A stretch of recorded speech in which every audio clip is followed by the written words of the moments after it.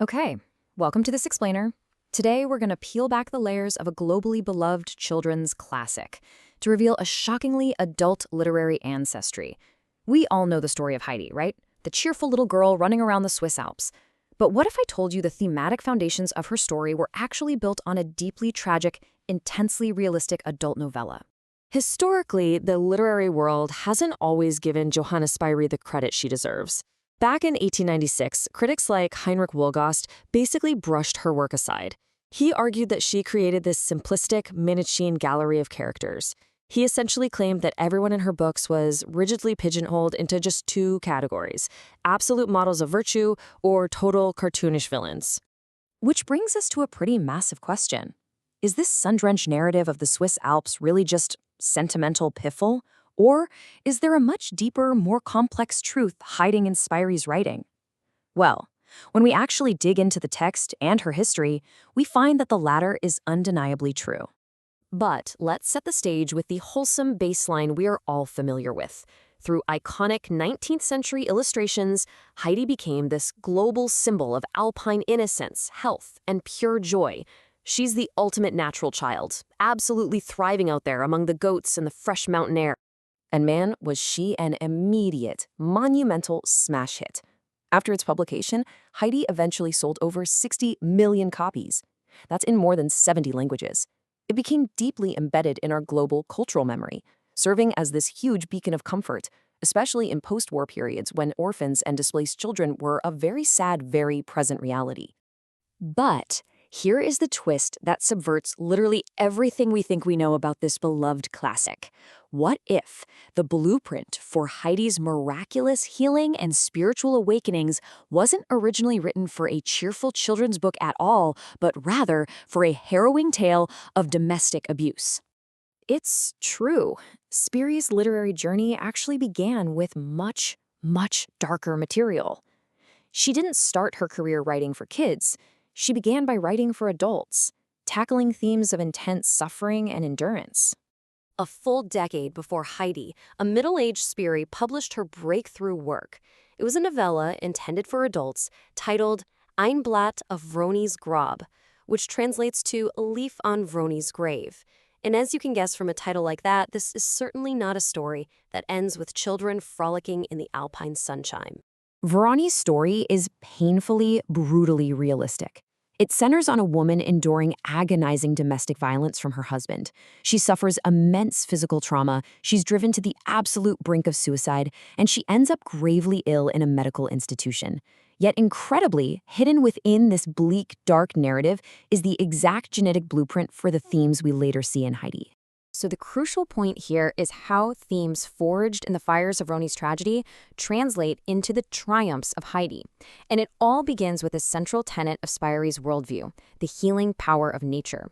In both texts, moving away from oppressive environments and getting out into the natural world is quite literally a catalyst for survival. To truly grasp this, we've got to understand an absolutely fascinating piece of the era's medical reality. In the 19th century, nostalgia wasn't just, a fleeting feeling of missing your own bed. Doctors treated it as an acute, life-threatening illness. Separation from one's natural environment could literally kill you, which is exactly what happens to Heidi when she's forced into the city. And the contrast is brilliant. In the smoggy, smothering cage of Frankfurt, Heidi physically sickens and pines. She begins sleepwalking, and a doctor actually warns she will die if she isn't sent home. But the second she returns to her grandfather and her portable Heimat in the mountains, she completely blossoms. The environment itself is the medicine. This deep reverence for nature is shared across all of Spyri's work. In Vroni, the narrator actually quotes Goethe's Faust to express absolute enrapturement with the glowing Alpine peaks. This is the exact same sentiment Heidi's grandfather expresses a decade later when he credits God's sunshine and mountain air for healing Clara's paralysis. Nature is a direct conduit to the divine. But the shared DNA between these texts doesn't just stop at nature, it extends deeply into theology. Spyri wasn't just writing about physical healing, she was deeply concerned with spiritual regeneration, a theme she essentially beta-tested with Vroni before perfecting it with Heidi. Both narratives rely heavily on the restoration of what is known as Kinderglaube, a foundational childhood faith. In the adult novella, Recovering this faith brings an inner, regal peace to Vrani's abused face, allowing her to find joy despite her terminal pain. Similarly, it's the awakening of this very same faith through simple Bible stories in Frankfurt that gives Heidi the resilience to survive her captivity. Spyri even directly links the two books using scripture. She pulls two parables from the exact same chapter of the Bible, Luke 15, to anchor the redemptive arcs in both narratives.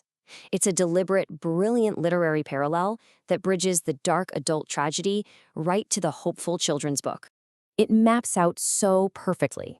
In the adult novella, Vronia's salvation comes through the parable of the lost sheep. She realizes she is the lost sheep, leading to incredible inner peace.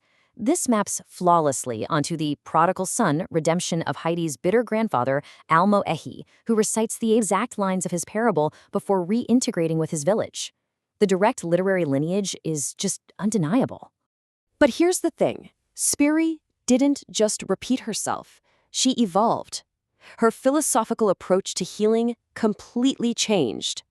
Vrani was an exploration of passive endurance, a woman who suffers nobly until she dies.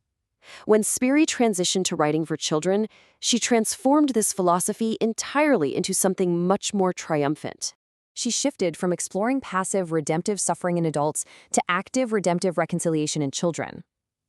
Actually, scratch that. It wasn't just reconciliation, it was about survival.